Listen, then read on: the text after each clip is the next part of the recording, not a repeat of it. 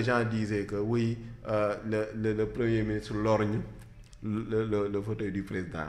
Quelle a été sa réponse? Bu mu ko lorgne na ko xool ak ñaari bët. Mais ça c'est de la sincérité dans la communication. Yo Ousmane Sonko, nous à Pastef, tout notre travail, tout ce qu'on a fait depuis 2014, suñu liggéey yëpp c'était pour mettre Ousmane Sonko président de la République du Sénégal, y compris le président Diomaye lui-même. Tout ce qu'il a fait de 2014 à 2024, lépp lu mu wax lépp lu mu def bépp jéego bi mu posé c'était pour mettre Ousmane Sonko mu nekk président de la République.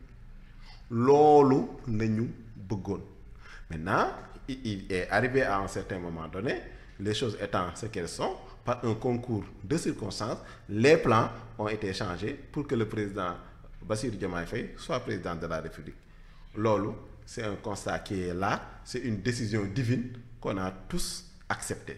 Mais cela n'enlève en rien l'histoire. Cela n'enlève en rien ba léegi xolu ñu waa Pastef suñu xol li ci nekk mooy président Ousmane Sonko nekk président du Sénégal moo nekk suñu xol ba léegi y compris le président Diomaye lui-même. xam nga yéen tey seen projet moo nekkoon peut-être Ousmane Sonko nekk président de la République en grande partie jëlee fi Macky Sall ba lii xew-xew ba finalement Bassirou Diomaye Faye nekk le président de la République.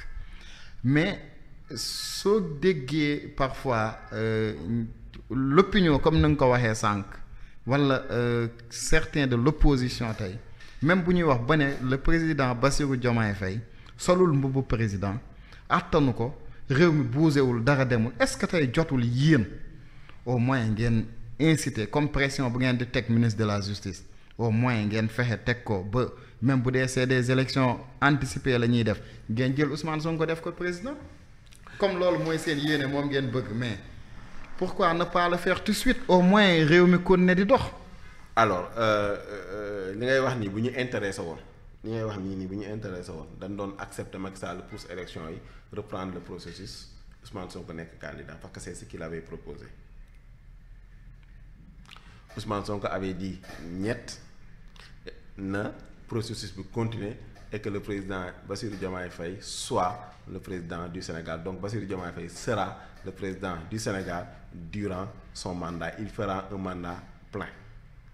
Loolu moom opposition bi dégg naa ñuy jéem a wax genre affaire yooyu noonu ça veut dire que ça ne va pas. Non jéemuñu ko wax dañ ko wax kay mu leer ça ne va pas. dañ ko wax mu leer parce que sànq limal naa la ay points yoo xamante ne vraiment damay d'accord ak yow ci lenn man et ce que je dis là ça me concerne ça m'engage. Moi j'assume le ticket présidentiel. J'assume le comment ils ont appelé ça, le tandem, dama juum, pas le ticket. J'assume le tandem. Diomaye Sonko. Le tandem, un tandem. C'est-à-dire ñun Sénégal, vu l'histoire récente du Sénégal, vu la façon dont le président Diomaye a été élu, vu la légitimité que le Premier ministre Ousmane Sonko a, moi j'assume que c'est un tandem qui dirige le Sénégal. Moi personnellement, je le dis. Maintenant, j'en assume les conséquences. Moi, j'assume que c'est un tandem qui dirige le Sénégal. Je l'assume.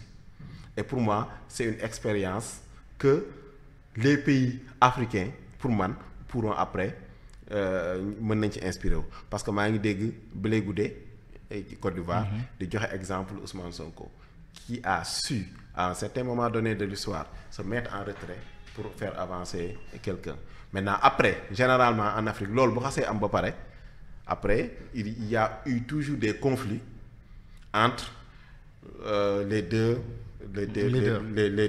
ñun nag le challenge tey ñun le challenge de Pastef le challenge du Sénégal sax laay wax parce que c'est le premier ministre du Sénégal et c'est le président du Sénégal. Notre challenge est de voir ce tandem-là réussir.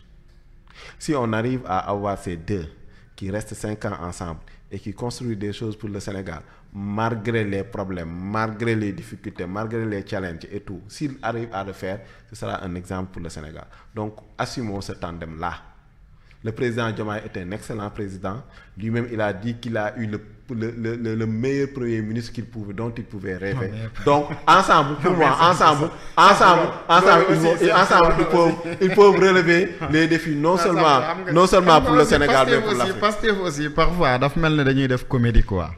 Xam nga un premier ministre boo xamante ne defagul sax pratiquement jamono jooju mu koy wax deful sax 7 mois. C'est le premier ministre de tous les temps du Sénégal aussi.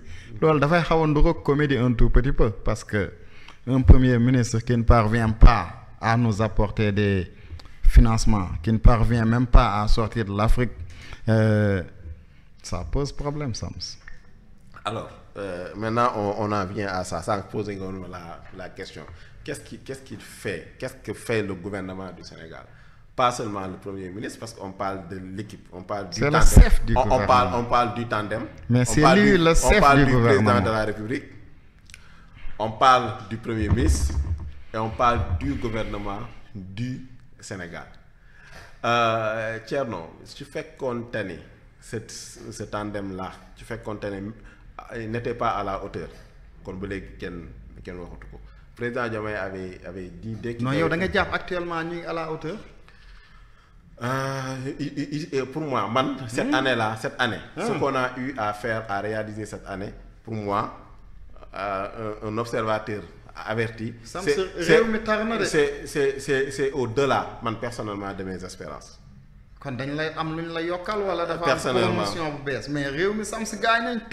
Personnellement,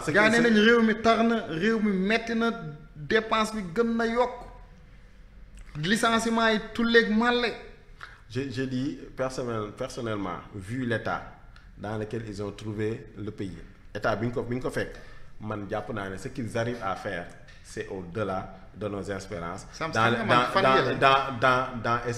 Dans tous les domaines. Est-ce que xam nga fan yele dama sété won ben kilifa ñu tok di waxtaan kilifa gogu nak mag la ñooñ fekkee nañ ay jamono dund nañ ay jamono même Senghor dund Ablaye Wade ñi waxtaan ba dugg ci politique mu ne ma ko mais réew mi est-ce que ça va, est-ce que gaay ñu ngi doxal ñoom Sonko ak ñoom Diomaye xam nga li ma tontu mu ne ma man xam nga lan moo ma jaaxal ñoom dañu ne ñi fi nekkoon ay sàcc lañ mais jamono jooju ñun ñu ngi doon gis xaalis mais jamono ji ñoom kenn sàccul mais xaalis kenn gis ko loolu la ma tontu te mag la kilifa la. Alors bon. moo tax boo nee affaire bi mu ngi dox daf may xaw a jaaxal sax. loolu pour man c'est su ma posé une question boobu noonu kilifa googu noonu su ma posé une question boobu noonu la réponse elle serait très simple mais c'est pas ça l'objet du débat même si je pourrais répondre à cette question là assez facilement man li ma intéressé mooy wax sénégalais yi état bi ñu fekk dëkk bi ñuy ñëw ak les efforts qu'on a fait pour la stabilisation. D'abord, Premier ministre Daphné, on a trouvé un État en ruine.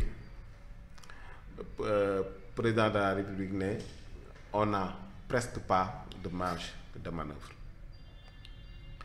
On n'a presque pas de marge de manœuvre.